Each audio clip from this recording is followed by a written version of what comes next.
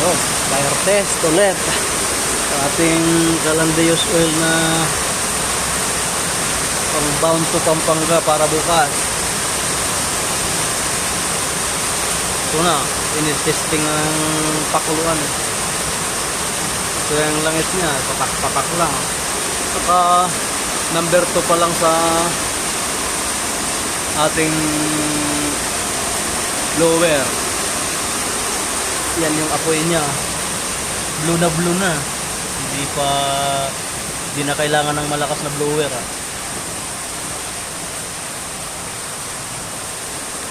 Tinesting ng pakuluan.